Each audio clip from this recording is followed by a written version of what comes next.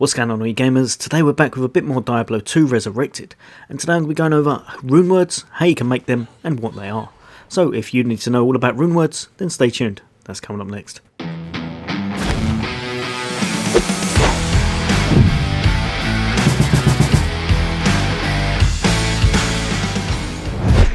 Welcome back, all you guys and girls. As always, for all things gaming, for all things Xbox. All the greatest hints, tips, guides and builds, and just some fun gameplay and reviews of the latest upcoming Xbox, then why not hit that subscribe and bell icon. But for today we're going to be going over runewords and what they mean in Diablo 2 and how you can achieve them. Now, runewords are kind of like your crafted items in Diablo 2.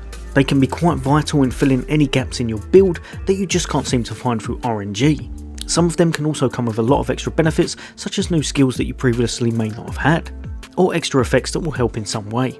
It's a great way in order to be able to work towards crafting a gear piece that can really help out your build and having a little bit more means to do it, even though acquiring the runes is still a little bit RNG. Now, a lot of runewords can be formed quite early on in the game in order to help your character progress, or just have a bit of customization about your class. In general, they can really help you to progress, get a little bit further, and just make your build a bit stronger than it would have been if you weren't creating these along the way. Now, runewords are formed when a unique set of runes are placed into a socketed item, and once all of the runes come together and they're complete, they change the gear piece into a sort of makeshift unique, changing the gear piece from a grey into a gold worded item, very similar to a unique in style. In the right builds, and if you're lucky enough to find the right runes, you will be able to create some absolutely amazing gear in this game using runewords. Now, the main thing you need to know about runewords is that even though you can get sockets on other pieces of item, the main thing you need to realise is that grey items are the ones you're going to be forming runewords with. Grey socketed items are your bread and butter for creating runewords. This is quite fun because it means some of the strongest pieces of gear in Diablo 2 Resurrected are actually grey text items that in general in most games you probably would have left on the floor. So like I said, the item must be grey text and have the required amount of sockets. They can also have affixes on it. For example, if there's blue writing down the bottom giving extra benefits, they will carry across once the item is completed into a runeword, which can make for some even more powerful gear. So in general, late or endgame, you will be looking for certain extras on top of those pieces in order to get the most powerful build. So like I said, it has to be a grey piece of gear, it has to have the exact amount of slots, and you cannot use any of the other rarity items. So you can't use blue magical, yellow rare, green set pieces, or gold text items. So it can't be unique. Now, another thing you need to know, like I said, it has to have the exact amount of sockets. So if it's a 3-word runeword, then you'll need to have 3 sockets on that piece of gear. It can't have more and then you have one left over, it has to be exact for whatever that runeword is you need to form. For example, if we look at this one right here, I'm going to create the word spirit and I need 4 runes for that. So I've grabbed myself a 4 socket shield and I'm going to be chucking in Tau, Fol, Alt and Arm. Once they're inside, it's going to create the word spirit, giving that plain grey shield that had absolutely nothing on it now a whole bunch of extra bonuses, making it a really powerful great shield to use, whereas before, even with 4 slots, chucking in standard gems or runes, it would never be able to get this powerful. So like I said, the main thing you need to know is that it has to be the grey item and it has to have the amount of sockets needed to form that runeword. It cannot be above, it cannot be less, it has to have the exact amount. As you can see, it all comes together once you have that grey item, once you've inserted the runes in that you require and you've placed them in the right order, they'll create that word and upgrade that grey item into something really special.